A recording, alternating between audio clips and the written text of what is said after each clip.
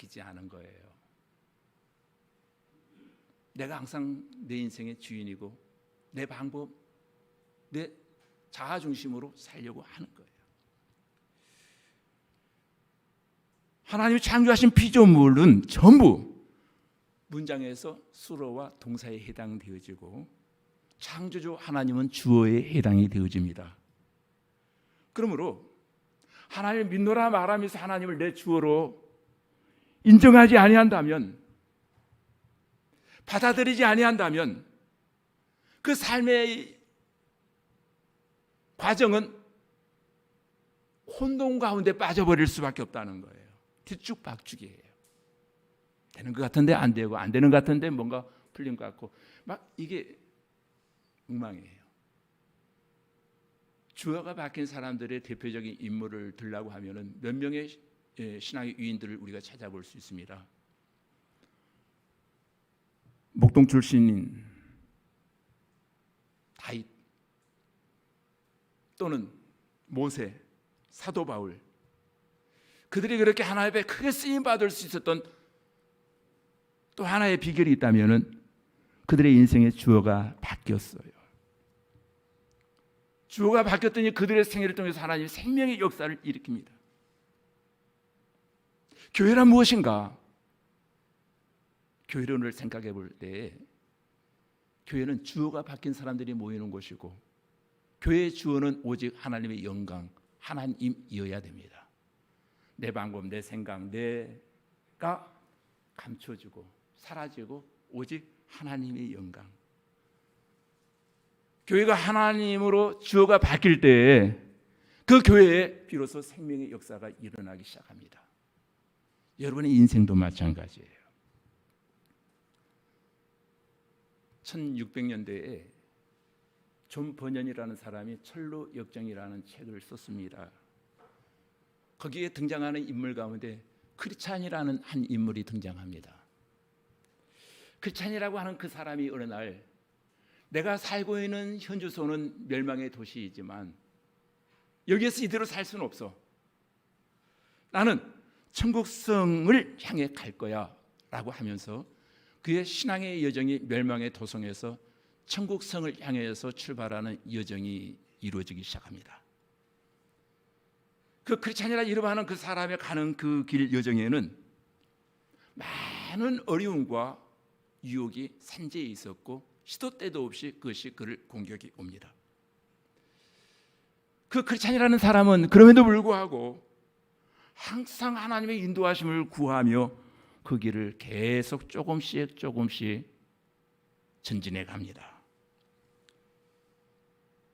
이 책의 한 대목 가운데 크리스찬이 처음 집을 떠날 때 그의 마음속에는 앞으로 어떤 일이 전개되어질지 그는 아무것도 몰랐습니다.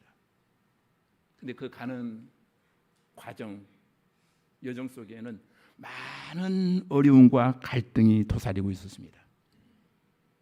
갈등과 어려움이 찾아옴에도 불구하고 그는 한 발자국 두 발자국 하나님의 지시에 따라서 원 스텝, 투 스텝 발걸음을 하나하나 옮기더라는 겁니다.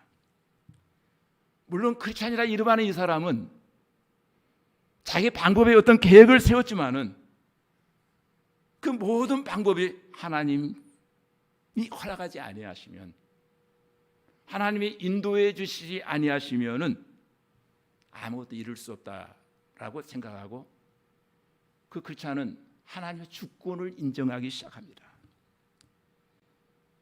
이 철로 역정이라고 하는 테마를 통해서 우리가 얻을 수 있는 짤막한 교훈은 우리의 삶도 이와 같다는 거예요. 우리는 매일매일 크고 작은 계획을 세우며 삽니다. 또 우리의 삶 역시도 우리 현주소도 멸망의 도시에서 사탄이 지배하고 있는 이 땅에서 천성을 향해 가는 신앙의 여정입니다. 하지만 우리가 계획하는 모든 일들은 크고 작은 계획을 세운다 할지라도 하나님이 허용하지 아니하시면, 하나님이 허락하지 아니하시면 그것은 nothing, 아무것도 아니다는 거예요. 모든 일이 하나님 손안에 있다는 거예요. 이것을 야고보 사도는 오늘 본문 4장 13절로 17절을 통해서 지금 말씀하고 있습니다. 하나님의 절대 주권과 인간의 계획, 하나님에게 절대 주권이 있고 인간이 아무리 계획을 세운다 할지라도 하나님이 허락하지 아니하시면은 그건 아니에요. 오늘 허락하신 이 말씀을 통해서 풍성한 은혜와 진리가 여러분 삶 가운데 임하여지고 다른 거 다 몰라도 하나님의 절대 주권 그것을 인정하며 나의 계획 속에 하나님이 항상 개입하실 수 있도록 하나님의 자리를 내어드릴 수 있는 여러분들이 되어지기를 주님의 이름으로 축원합니다. 여러분, 신앙생활을 설명하는 여러 비유 가운데 신앙의 핵심을 담고 있는 두 가지 비유가 있습니다. 첫째는 의자의 비유가 있습니다. 의자, 여러분 앉는 의자 있지요. 모든 사람의 마음속에는 자신의 의자가 있습니다. 이것을 마음의 보좌라 하기도 합니다. 근데 그 마음의 보좌에 누가 앉아 있느냐? 이게 중요해요. 예수님을 믿기 전에는 항상 내가 그 자리에 앉아 있었어요. 소위 말하면 내가 내 인생의 주인이었어요. 그러면 예수님을 믿는다는 것은 과연 무엇일까요? 예수님을 진짜로 믿는다면 내 마음의 보좌에 앉아있던 내가 내려오고 예수님이 앉으시게 하는 것, 예수님이 그 마음의 보좌에 앉아 있어야 된다는 거예요. 두 번째 비유는 운전의 비유입니다. 우리 모든 인생이라는 길을 따라서 인생이라는 차를 몰고 있습니다. 예수 믿기 전에는 그 운전대를 내가 잡고 있었어요. 방향도 내가 결정했습니다. 출발 수도 다 내가 결정했습니다. 그런데 예수 그리스도를 나의 구주, 나의 하나님으로 영접한 이후에는 변화가 일어났습니다. 내 삶의 운전대를 삼위일체 되시는 하나님께 양도하기 시작합니다. 물론 여러분 가운데 예수님을 믿지만 아직도 그 운전대를 양도하지 아니하신 분들이 있습니다. 그 마음의 보좌에 예수님을 앉히지 아니하신 분들도 물론 있습니다. 신앙생활에서 가장 중요한 것은 결국 주도권이에요. 내 인생의 주도권을 누가 가지고 있느냐? 하나님입니까? 아니면은 여러분 자신입니까? 문제는 예수를 믿고 교회는 다니지만 여전히 자신의 인생의 주도권을 꽉 움켜쥐고 사는 사람들이 많이 있다는 겁니다. 예수 믿어도 행복하지가 않아요. 자유함이 없어요. 예, 맡기지 못하니까, 양도하지 못했으니까, 내 인생의 주어가 나니까 그 다음 동사는 내가 해야 돼요. 다 나는 생각하고 나는 행동해야 돼요. 나는 계획하고 나는 내가 뭔가 이루어야 돼요. 주어 동사가 다 나 안에서 순서가 다 이루어져야 돼요. 오늘 야고보서 4장 13절로 17절 말씀을 통해서 신앙생활에서 우리가 붙들어야 될 중요한 핵심 진리, 그건 주도권의 문제다는 거예요. 우리의 신앙과 삶의 방향을 결정짓는 기준, 일종의 틀, 우리의 인생을 정말로 행복하게 살기를 원한다면 그 주도권을 하나님께 넘겨드려야 된다는 거예요. 넘겨드리면 그때부터 하나님이 일하십니다. 그래서 오늘 본문에 보면 야고보 사도는 삶의 주도권을 하나님께 넘긴 사람들의 삶의 특징을 말해주고 있습니다. 먼저 하나님께 운전대를 내어드리고 인생의 주도권을 내어드리는 사람은 하나님의 역할에 내가 대신 끼어들지 않는다는 거예요. 하나님이 하셔야 될 역할에 내가 깜빡이도 안 끼고 갑자기 끼어들거나 하면 사고 나죠. 여러분 운전하다 보면은 4차선 도로에서 열심히 나는 내 진로를 향해서 2차선을 달리고 있는데 어떤 차가 갑자기 오더니 껌뻑이도 안 끼고 팍 끼어들면 어때요? 사고 날 뻔하잖아요. 당황하잖아요. 급당황하잖아요. 하나님은 오늘 그런 관점에서 이 말씀을 한번 묵상해 보시기 바랍니다. 하나님께 주도권을 넘겨드리면 하나님의 방법대로 살아야 되고, 방법대로 살지 아니하고 내가 갑자기 하나님이 하시는 일에 끼어들면은 그것은 사고 나게 되어 있다는 거예요. 13절에 말합니다. 들으라, 너희 중에 말하기를 오늘이나 내일이나 우리가 어떤 도시에 가서 거기서 1년을 머물며 장사하여 이익을 보리라 하는 자들아. 여러분, 하나님께 인생의 주도권을 넘겨드린 사람은 자신의 삶에서 하나님의 역할을 대신하지 않는다는 거예요.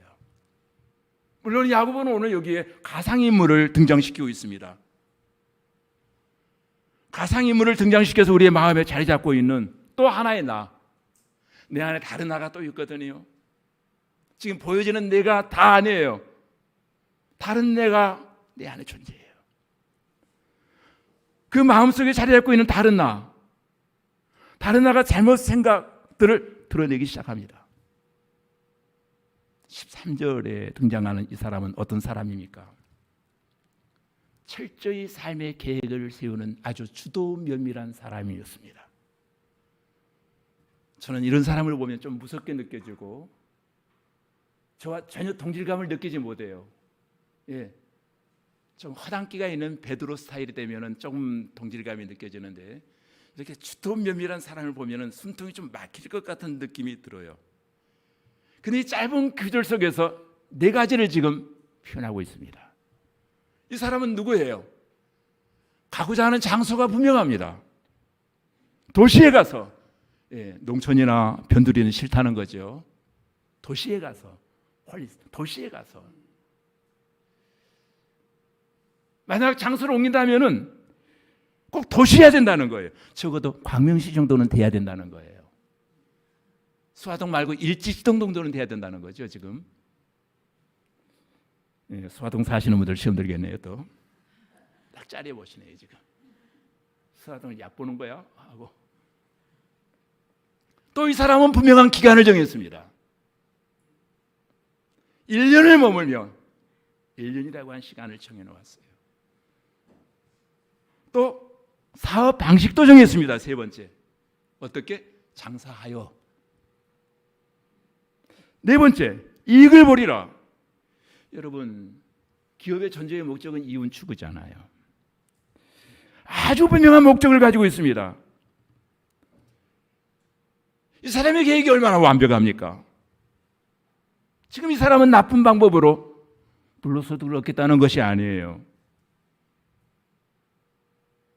좋은 계획을 세웠습니다.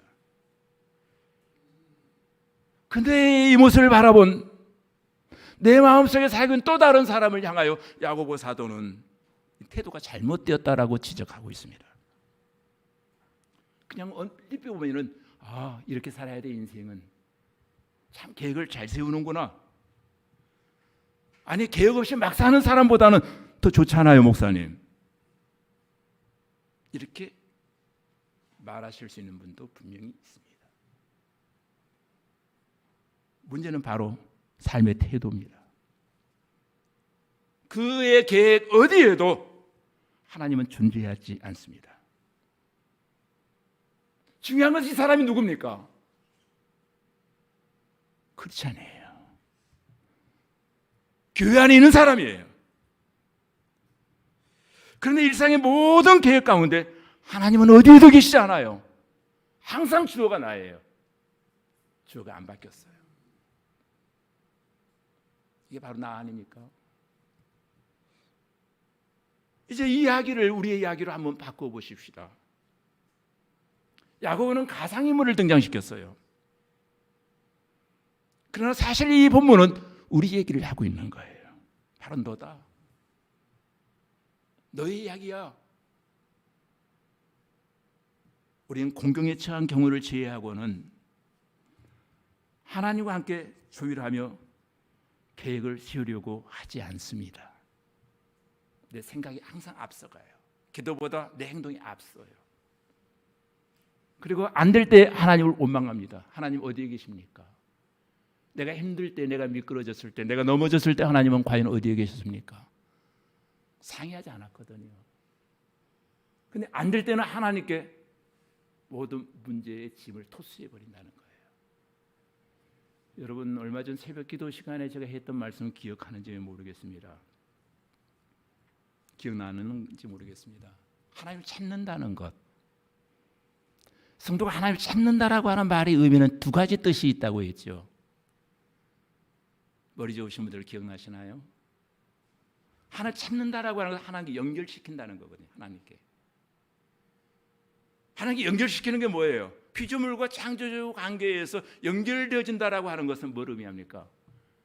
기도를 통해서 연결되는 거거든요. 기도가 거기서 삭제되어지면 그 사람은 연결되어 있지 않아요. 나는 예수 믿는데 상상 속으로 예수를 믿고 상상 속으로 혼자 연결되어 있는 거지 하나님이 연결됐다고 생각하지 않아요.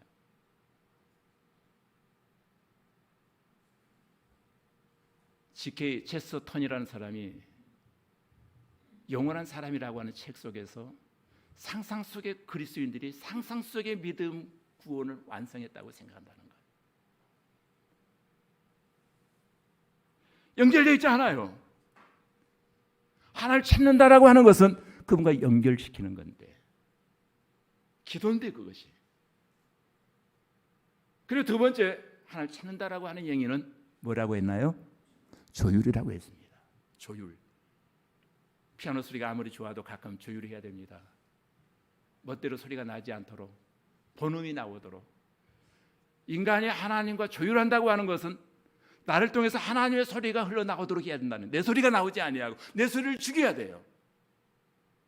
근데 조율하지 아니하면은 주어가 나가 되어서 내 소리가 많이 나와요. 조율하면은 나를 통해서 하나님의 소리가, 나는 하나님의 악기가 되어집니다. 하나님의 도구가 되어지고 하나님의 소리를 내는 하나의 소리통이 되어지는 거예요. 그러나 하나님을 찾지 아니하면 조율이 되지 않는답니다. 조율이 되지 아니한 사람의 삶이 어떻게 될까요? 엉뚱한 소리 뻥뻥 터뜨리며 엉뚱한 소리가 내 소리통에서 나오기 시작합니다. 소위 그 소리를 가리켜 우리는 음악을 잘 모릅니다만 그것을 불협화음이라고 말할 수 있을 것입니다. 그런데 이 두 가지를 통해서 하나님이 하시고자 하는 의도가 있어요. 하나님 찾았어요. 그랬더니 하나님께 연결되어지고 조율이 이루어졌어요. 그러면 어떤 역사가 우리에게 일어나는가 하면은 끝을 향하여 나갈 수 있는 힘을 하나님이 공급해 주세요. 끝을 향하여 나갈 수 있는 힘을 공급해 주시거든요. 우리의 끝이 어디인지 우리는 알지 못해요. 엔딩이 분명히 있을 거예요. 그 엔딩까지 도착할 때까지 하나님이 힘을 주신다는 거예요. 그 힘을 여러분 얻게 되시기를 주님의 이름으로 축원합니다. 그 힘으로 살아가실 수 있기를 바랍니다. 이게 신앙의 여정이거든요.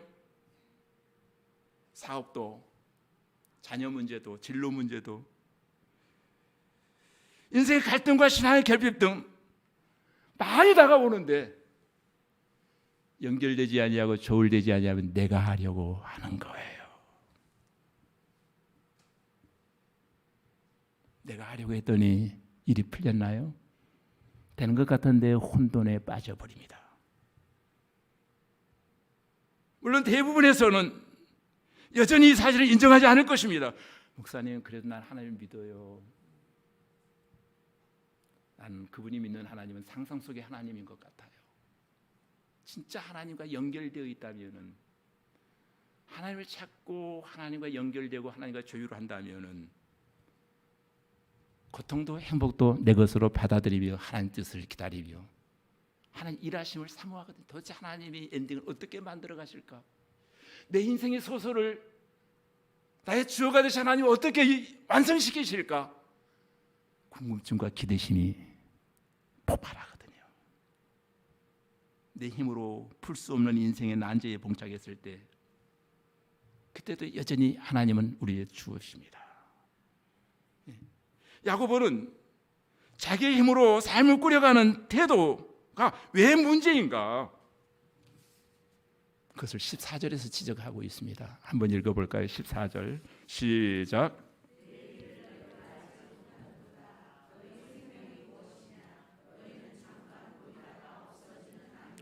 아멘.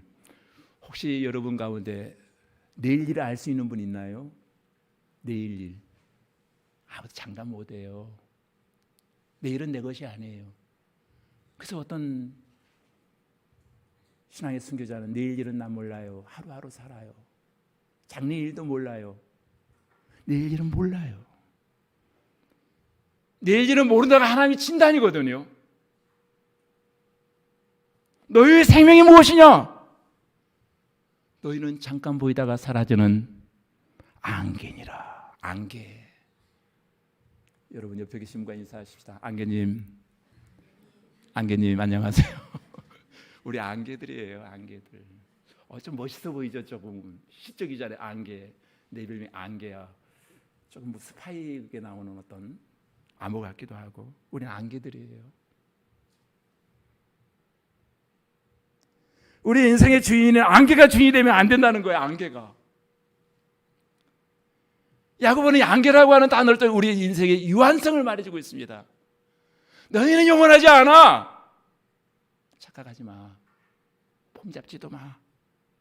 너희는 일회용 인생이야. 1년 한 달은 고사하고 당장 내일 어떤 일이 일어날는지 알지 못해. 그러면 또 여러분 마음 가운데 이런 생각이, 하나님 그럼 목사님 계획을 세우는 것이 나쁜 일입니까? 단 문제는 하나님 없는 계획, 하나님 없는 태도를 지금 지적하고 있는 겁니다.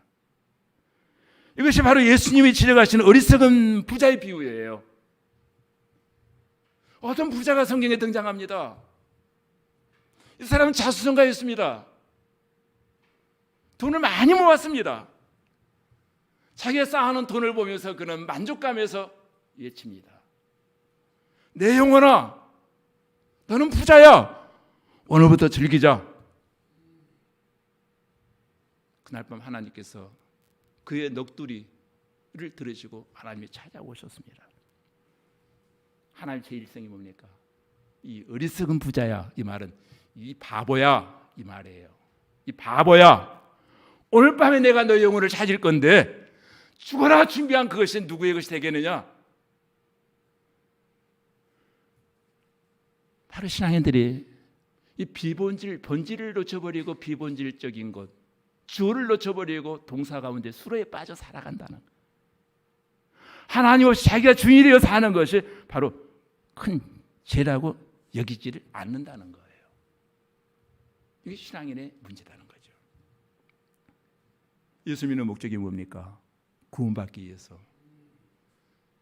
천루역정에 나오는 크리스찬이라 이름하는 사람이 멸망의 도성에서 천국을 향해 나가는 것처럼 천국 가기 위해서 우리 예수 믿는 거잖아요.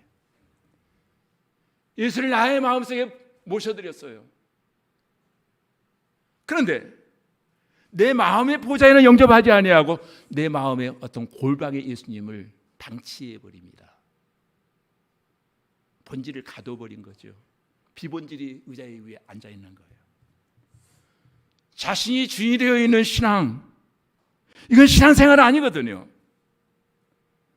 예수를 믿는다고 하면서도 자신의 삶의 최종 권위는 자기예요. 기도해보고 결정하는 것이 아니라 내가 결정해. 내 느낌, 내 감정. 감정은 영원한 것이 아니에요. 사랑하면 결혼이 유지된다라고 말하는 사람들이 많은데 절대 그건 뻥이에요. 그건 믿지 마세요. 사랑은 감정이에요. 감정은 영원하지 않아요. 사랑도 영원하지 않아요. 근데 그 결혼이 유지되는 비결이 뭔가? 의지와 결심이 결혼을 유지해가게 하는 거예요. 그 사람의 의지와 결심이. 하나님 우리를 감정적으로 사랑하신 것이 아니에요. 하나님 우리를 사랑하시기를 이미 의지적으로 결정하신 거예요. 그러니까 우리가 하나님 앞에 나와서 아바 아버지를 당당하게 부를 수 있는 거예요. 하나님 의지와 결심 때문에. 하나님 감정적으로 우리를 사랑하셨다면 오늘은 사랑해라 내일은 보니까 아니에요. 너 그 꼴 보니까 아니다 싶었을 거예요. 그러나 하나님 의지와 결정, 하나님 주권이라고 말하기도 하죠. 그래서 우리가 어떤 일을 결정할 때 과연 하나님과 얼마나 상의하셨습니까? 그 일을 성경의 진리에 하나님 입장에서 한번 생각해 보셨는가? 오늘 새벽에 읽었던 성경 기절 기억하시죠? 왕이 되었습니다. 기다림 끝에 왕이 되어진 다윗에게 두 가지 문제가 발생합니다. 두 가지 시험이 항상 그에게는 꼬리에 붙어 있습니다. 사단의 역사는 꼭 그래요. 안 될 때는 아말렉이 괴롭혔어요. 아말렉이라고 안 될 때는 아말렉이라고 하는 시험이 늘 찾아왔고, 잘 될 때는 블레셋이라고 하는 시험이 찾아왔어요. 다윗의 일생을 통해서 주는 메시지가 있습니다. 잘 될 때는 블레셋이 공격해 오고, 안 될 때는 아말렉이 공격해 오는. 그래서 잘 될 때나 안 될 때나 성도는 하나님과 연결되어 있지 아니하면은 그 시험의 올무에서 벗어나지 못한다. 다윗은 하나님과 연결되어 있었습니다. 전쟁이 일어났습니다. 하나님께 묻습니다. 하나님 지시대로 따릅니다. 그런데 많은 사람이 하나님을 내 마음의 보좌에서 밀어낸다는 거예요. 부담스러우니까, 손해볼 것 같으니까, 희생할 것 같으니까, 더 많은 것을 요구할까 봐. 하나님 우리의 마음에 앉아있지 않고, 마음의 보좌에 앉아있지, 어떤 일이 일어납니까? 성경이 분명히 우리에게 대답합니다. 허탄한 자랑에 빠지게 되어진다. 쓸데없는 자랑거리가 많아요. 내실이 없는 자랑, 허당끼 있는 자랑들. 야고보는 지적합니다. 15절로 16절 같이 읽습니다. 시작.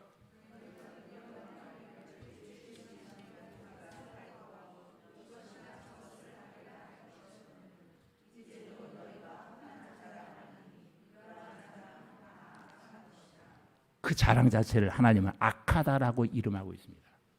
성경에서 말하는 선은 하나님 편이고 악은 하나님 없는 것을 악이라고 말해요. 이건 악이다는 거, 그 자랑이.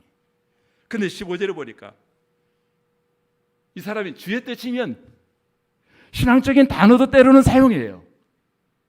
근데 결정적인 순간 결정을 지을 때는 주의 뜻은 사라지고 내 뜻이 항상 주어가 되어진다는 거죠. 주님과 상당히 거리가 멀어진, 주님이 기뻐하지 않는 결정을 내린다는 거예요. 그러다 보니 입술에서 나오는 소리가 주의 뜻이면이라고 하는 신앙적인 얘기로 시작합니다마는 결과서는 허탄한 자랑으로 엔딩이 되어진다는 거예요. 대화가.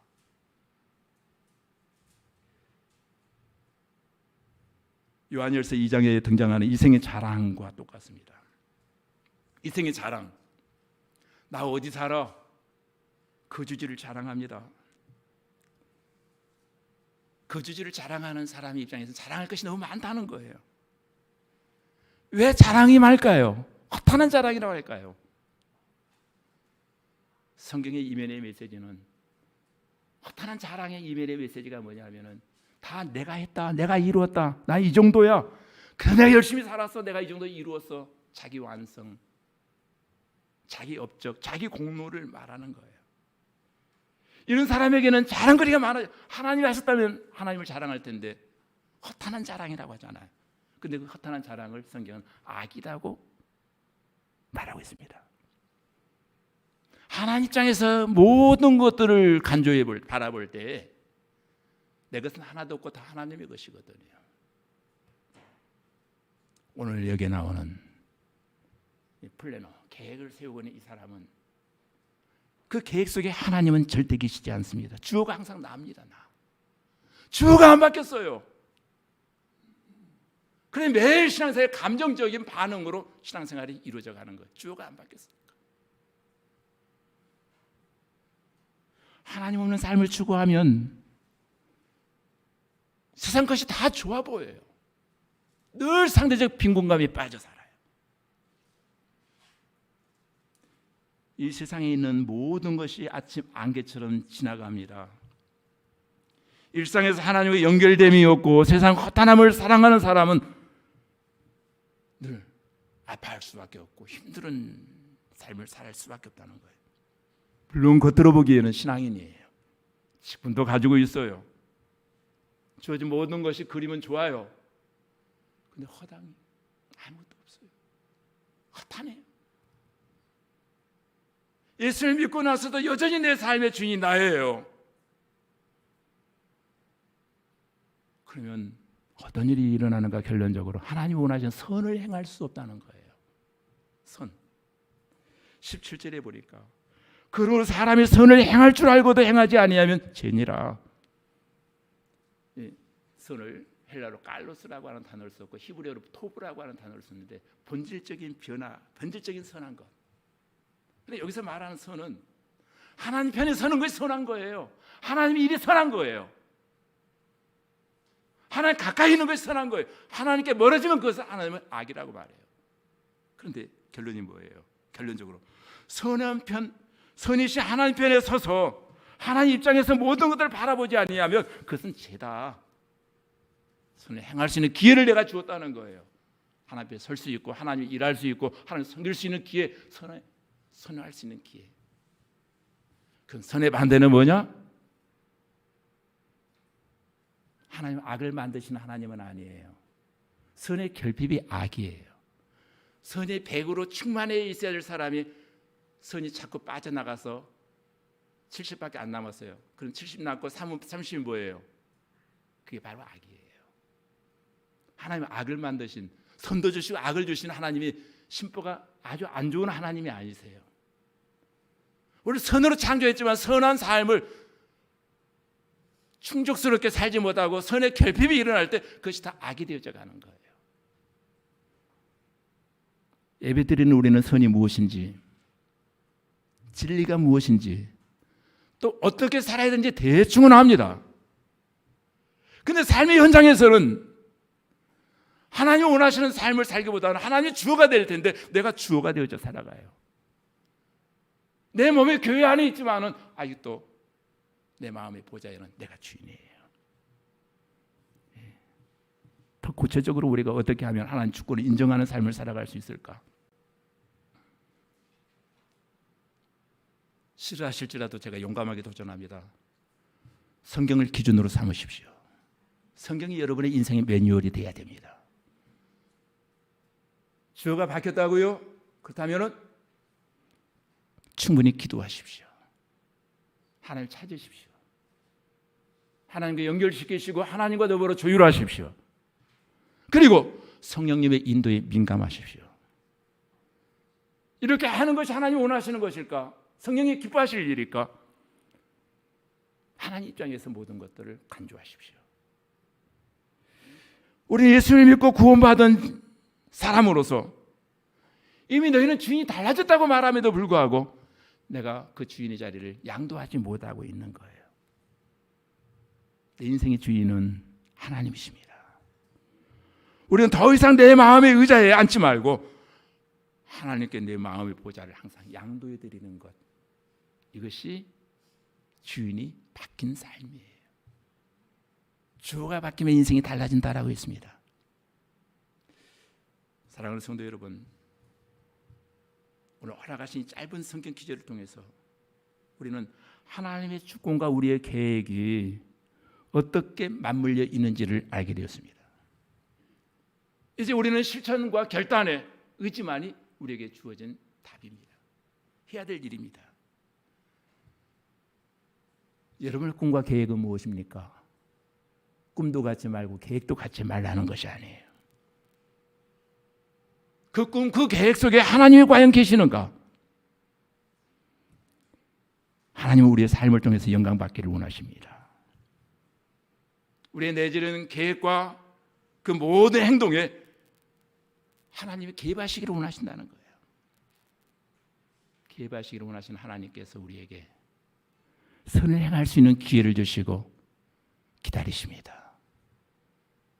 기다리시는 그 하나님이 주신 선물이 우리에게 자유의지라는 선물을 주셨어요. 하나님 답은 이미 주어졌어요. 어느 것을 선택해야 될까? 그런데 사람들은 욕심에 따라 탐욕의 노예가 되어서 하나님이 원하시는 정반대 방향으로 간다는 거죠. 하나님의 영광을 위해 우리 모두가 선을 행하며 이 세상에서 빛과 소금의 역할을 감당케 되어지기를 주님의 이름으로 축원합니다. 이제 여러분이 이 자리에서 하나님 앞에 서서 결단의 기도를 드릴 수 있는 시간이 되어지기를 원합니다.